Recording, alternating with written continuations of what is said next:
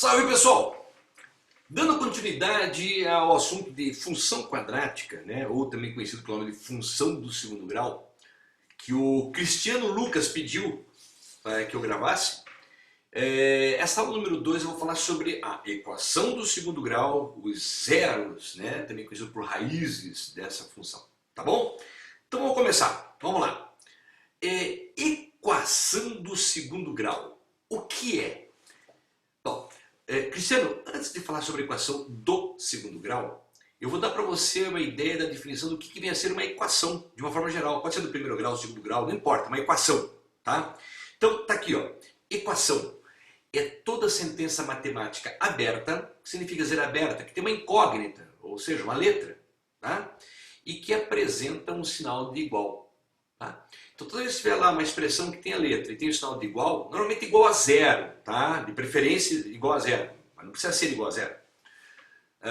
Nós chamamos isso de equação, tá? Então, isso é uma equação. Tem que ter uma incógnita, uma letra e um sinal de igual, ok? Tá. E a equação do segundo grau? Então, é simples você pegar uma função do segundo grau, genérica como essa que eu peguei aqui, tá? E no lugar do f de x, fazer o y igual a zero, ou f de x igual a zero, que dá na mesma. Na hora que você substitui no lugar do f de x ou y o zero, essa expressão fica assim, ó. Ax ao quadrado mais bx mais c igual a zero. Pronto. Estabeleci uma equação do segundo grau. Tá? Bom, qual que é o objetivo de toda equação? Né? Qual que é o objetivo de toda equação? Achar o valor de x. Cristiano, eu vou fazer uma observação importante aqui. Na aula número 1 eu falei sobre a função do segundo grau, ou a função quadrática, tá? Que aparece lá f de x, né? Ó, f de x igual a x ao quadrado mais bx mais c. Esse x aqui pode assumir infinitos valores, tá? Infinitos valores, então você vai ter infinitas respostas. Porém, quando você trabalha com uma equação, ela vai ter um número limitado de respostas. Nesse caso, uma equação do segundo grau, no máximo você vai ter duas respostas, ou duas raízes, tá bom? Bara está querendo dizer que se fosse uma equação do terceiro grau, no máximo três raízes, tá? Pode ter duas, pode ter uma, que nem aqui. Uma equação do segundo grau, ela pode ter no máximo duas, mas ela pode ter uma, ou ela pode não ter raiz. Pode acontecer isso, tá bom? Bom, feita essa observação, tá. Aí está a equação do segundo grau. Então, como que a gente calcula uma equação do segundo grau? Então, como resolve, tá?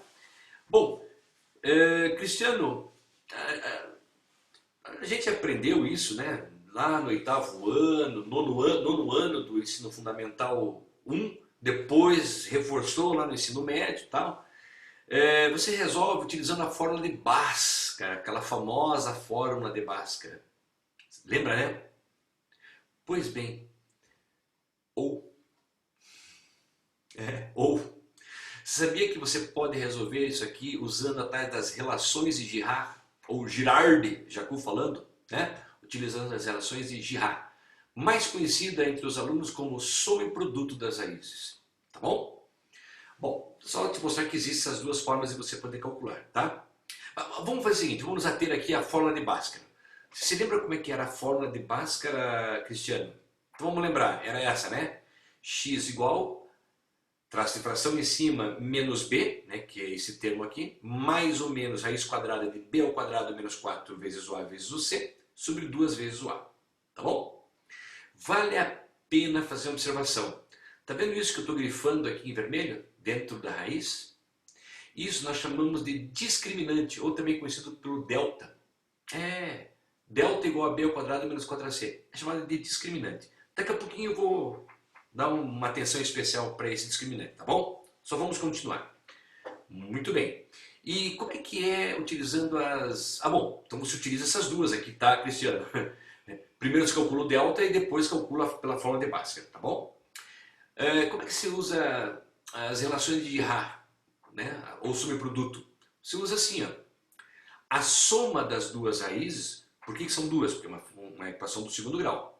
A soma das duas raízes tem que dar menos b sobre a, ou seja, esse valor de b divididos por a, né, trocando o sinal. Esse menos significa dizer trocando o sinal. E o produto das duas raízes tem que dar C sobre A, ou seja, o termo independente divididos por esse A. Tá bom? São as relações de Girard. Uma dica para você, tá? Quando que você pode utilizar, quer dizer, você pode usar para qualquer equação do segundo grau as relações de Girard, mas eu te aconselho a utilizar somente quando A for igual a 1, o coeficiente de x sobrado for igual a 1. Aí fica fácil de calcular, tá? Se não for assim, você vai ficar se batendo muito, daí eu falo, vá para a fórmula de Bhaskara que você ganha tempo, tá bom? Por que quando A for igual a 1? Observe que nessas duas expressões que eu coloquei, se o A vale 1, que é o denominador, você concorda que alguma coisa dividido por 1 dá a mesma coisa? Então, essa expressão ficaria escrita assim, ó, x1 mais x2 igual a menos b, e x1 vezes x2 igual a c. Ou seja, Cristiano, a soma das duas raízes que você encontrar tem que dar o b de sinal trocado. Esse menos significa dizer sinal trocado, tá? Então, a soma dessas duas raízes tem que dar o termo do meio de sinal trocado, e o produto dessas duas raízes tem que dar o termo independente, o c, que está aqui. Ok? Bom, vamos fazer o seguinte, vamos falar um pouquinho sobre esse tal de discriminante, que é o delta, tá? Então vamos lá, discriminante, que aí é o delta b ao quadrado e menos 4ac, tá? Diz uma coisa, Cristiano, o A, o B e o C não são números? São números, né? Na aula número 1 lá eu dei a definição do que era uma função de segundo grau lá e falei do A, B e C, que eram números, tá? Sendo eles números, na hora que você substitui aqui no lugar do B um número, no lugar lá um número, no lugar do C um número, faz essas continhas, você concorda que o delta vai ser igual ao número? Né? Vai ser igual ao número. Ok. E eu te pergunto, Cristiano, quais são as possibilidades de um número aparecer? Não entendeu? Quais são as possibilidades de um número aparecer? Vou traduzir olhando numa reta numérica. Acompanhe. Imagine que eu tenho uma reta numérica que está o zero, para a direita são valores positivos e para a esquerda são valores negativos. Eu falei que o delta é um número, certo? Então você concorda comigo, Cristiano, que esse delta ou ele vai ser maior do que zero, ou seja, ou ele vai ser positivo, né, é uma possibilidade, ou esse delta ele vai ser igual a zero, né, porque zero não tem sinal, então igual a zero, ou esse delta ele pode ser negativo, menor do que zero. São as três únicas possibilidades desse número delta aparecer, né? Ou ele é positivo, ou é igual a zero, ou é negativo, simples assim, tá? Se eu já sei quais são as possibilidades desse delta aparecer, vamos fazer uma análise do que vai acontecer então. Olha lá, as três possibilidades do delta, ok? Três possibilidades. Vamos ver o que acontece com essas três possibilidades. Vamos primeiro analisar delta maior que zero. Pensa comigo, Cristiano. Volte para a fórmula de Bhaskara, tá? Delta é um número maior que zero, ou seja, um número positivo. O delta não está dentro de uma raiz quadrada? Olha aqui. E raiz quadrada de um número positivo existe, né? Existe dentro dos reais, certo? Bom, então vai dar um número isso aqui. E você concorda que ele vai ser mais ou menos esse número? Ou seja, você vai ter aqui menos um número, mais ou menos um outro número. E você vai ter que fazer a conta primeiro com o sinal de mais, depois vai ter que fazer essa mesma conta com o sinal de menos. Ou seja, você vai encontrar duas respostas diferentes, né? Porque uma vai, vamos supor que deu lá a raiz quadrada de 81. A raiz quadrada de 81 é 9. Então ficaria mais ou menos 9, ou seja, mais 9 e menos 9. Então é claro que você faz essa conta com o sinal de mais e o sinal de menos, vão dar duas respostas diferentes. Ok? Então, qual é a conclusão que a gente tira quando o delta é maior do que zero? A gente tira a seguinte conclusão. Você vai encontrar duas raízes reais e diferentes. Ok? Foi horrível, eu sei. Foi só para abreviar. Pronto. Tá. Diferentes. Horrível. Tá. O que significa dizer isso em termos de raízes? Significa dizer que a tua primeira raiz é diferente da sua segunda raiz. Então, sempre que o delta for maior que zero, você já sabe, você vai ter que encontrar duas respostas diferentes. Tá bom?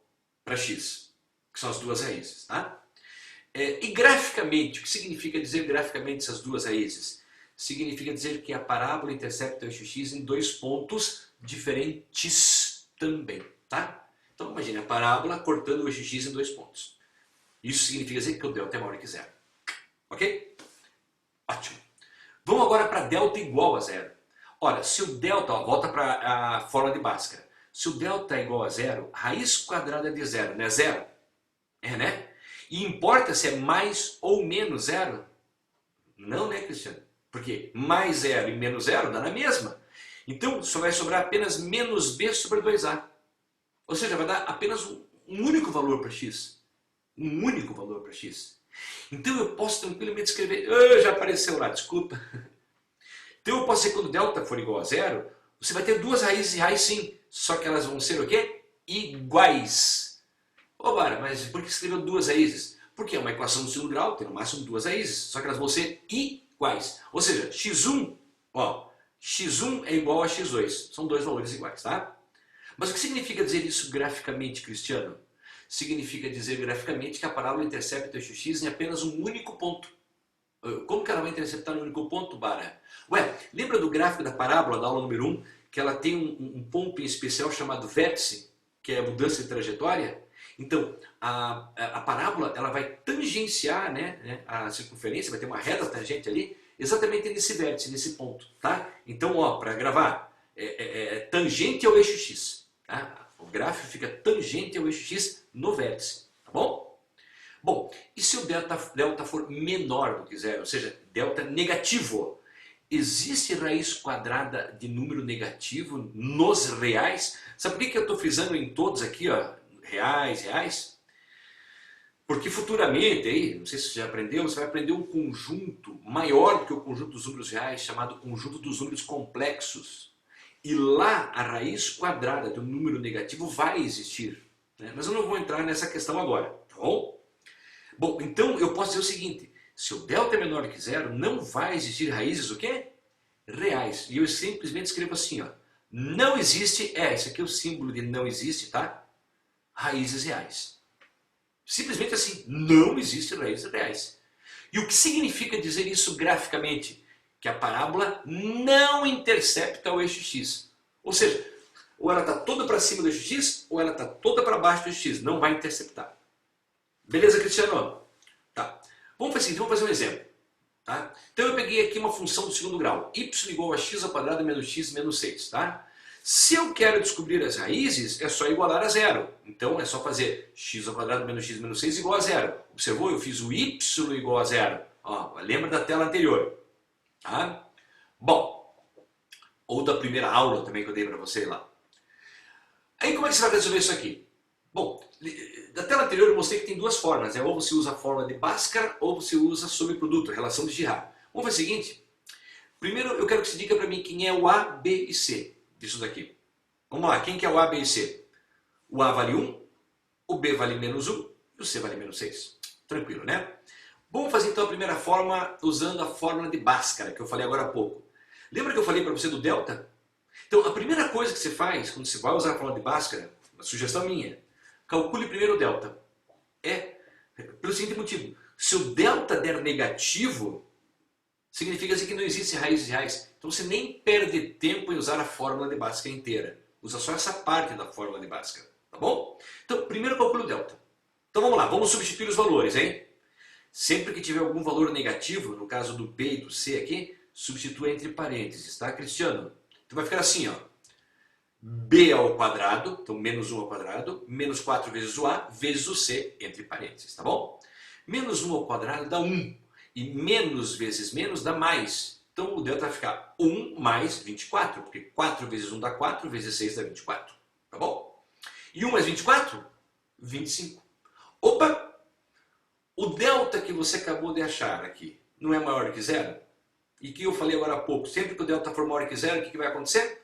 Você vai ter duas raízes reais e diferentes, ou seja, x1 diferente de x2. Então veja, você já direciona o teu raciocínio sabendo que as duas raízes vão ser diferentes. Tá bom? Já sabe que tem que dar diferente. Ok? Tá. Usando a fórmula de Bhaskara então, que é essa daqui. Observe, essa fórmula poderia tranquilamente ser escrita assim agora, né? Menos b mais ou menos raiz de delta sobre 2a. Note que no lugar do b ao quadrado menos 4ac, coloquei delta. Tá? Só para mostrar que dá para escrever desse jeito. Substitua os valores novamente. Então vamos lá, vai ficar assim, ó. menos o menos b, já fiz de cabeça, tá? Como o b estava negativo, menos vezes menos dá mais 1. Mais ou menos raiz quadrada do delta, que é o 25, que você acabou de achar, sobre 2 vezes 1. Raiz quadrada de 25 dá 5.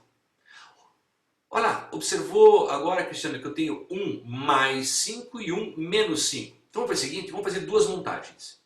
Primeiro para mais 5, 1 mais 5 dá 6 sobre 2. E agora eu vou fazer para 1 menos 5, que dá menos 4 sobre 2. Dividindo 6 por 2, dá 3. Dividindo menos 4 por 2, dá menos 2. Olha lá, x1 e x2, as duas raízes dessa equação. Entendeu, Cristiano? Só por curiosidade, lembra que eu falei para você, acho que foi na aula número 1, que raízes ou zeros da função são os valores de x que tornam aquela expressão o y igual a zero? E eu vou te provar que eu estou falando é verdade. Quer ver? Eu vou pegar um desses valores aqui, vou pegar o 3, por exemplo. Tá bom? Ó, observe. Vai lá na função. No lugar do x, coloque 3. Veja o que acontece. De cabeça, hein? 3 ao quadrado. 9. 9 menos o 3. Que o x vale 3. 9 menos 3 dá 6. 6 que você acabou de achar menos 6 dá 0. Pronto, tornou y igual a 0. Por isso é chamado de raízes da função ou zeros da função.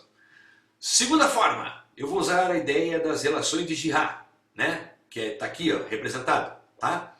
Substituindo os valores, veja o que vai acontecer. x1 mais x2 igual a menos o b, que está menos 1, sobre 1.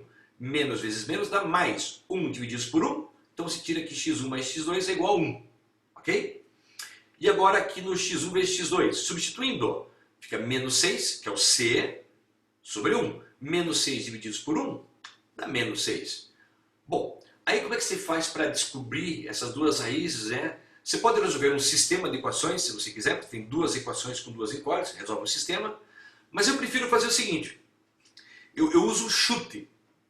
Cristiano, chute valores. Só que para chutar, a minha dica é, comece sempre pelo produto, que dá menos 6.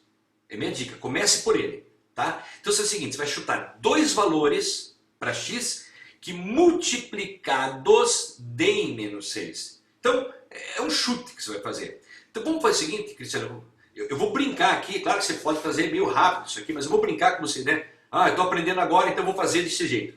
Então a pessoa pensa, bom, o Bara falou que eu tenho que chutar dois números para x que multiplicados deem menos 6. Aí a pessoa pensa assim, ó, eu vou chutar então para x1 6 e para x2 menos 1. É um pensamento óbvio, né?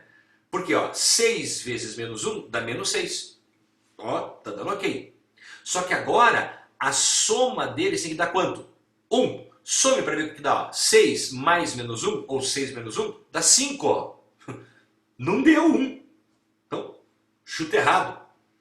Tá, aí vamos supor que você ainda não está muito afiado e resolve chutar assim agora. Tá, Bara, eu vou chutar menos 3 e 2. Tá, então vamos fazer o teste. Menos 3 vezes 2. Olha, lembra que eu falei, comece pela multiplicação. Menos 3 vezes 2 não dá menos 6? Tá dando certo. Agora você vai somar esses aqui. Menos 3 mais 2. Ó, você vai somar. Menos 3 mais 2 dá menos 1. Quanto que deu aqui? 1. Puta vida. Acertei o número, mas errei o sinal. Então, não interessa. Mas se eu já acertei o número e errei o sinal, então significa dizer que o número 3 e 2 são os números que eu preciso. Só vou trocar o sinal agora. Então vou chutar agora então. x1 igual a 3, x2 igual a menos 2. Né? Olha lá em cima. Claro, né? Mas vamos fazer o teste, só para ver se está certo. Vamos lá, produto. 3 vezes menos 2. Ó, produto. 3 vezes menos 2, menos 6. Ok? Some agora. 3 mais menos 2, ou 3 menos 2, dá 1. Ok. Pronto. Resolveu a questão. Tá? Mesma resposta. Se você não quiser utilizar dessa forma aqui, você pode pensar assim, ó. Olhando lá em cima. Quer ver? Ó? Aqui, ó. Olhando aqui em cima. Chute dois números que multiplicados deem menos 6. Então, chutou 3 menos 2. E somados e trocando de sinal, tem que dar o termo do meio aqui, que é menos 1. Quer ver? Ó? Soma e troca de sinal. 3 menos 2 dá mais 1. Troca de sinal, menos 1. Olha lá. Deu o termo do meio. Também dá. Cristiano, essa aula número 2, tranquila a ideia? Então tá bom. Espero que tenha aproveitado. Qualquer coisa se berra para nós aí, tá bom? Eu vou fazer mais exemplos depois. Um abraço, tchau!